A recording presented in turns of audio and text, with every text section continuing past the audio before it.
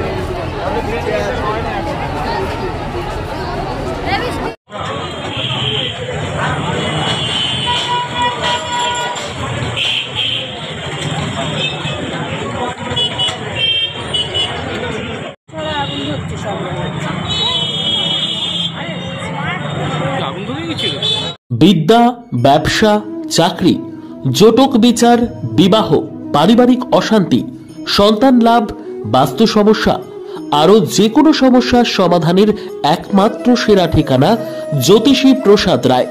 আর দেরি না করে আজই চলে আসুন প্রসাদ রায়ের কাছে। আমাদের ঠিকানা RC80 Bengal Ambuja city centre, Durgapur 16, near Jorhat rotary.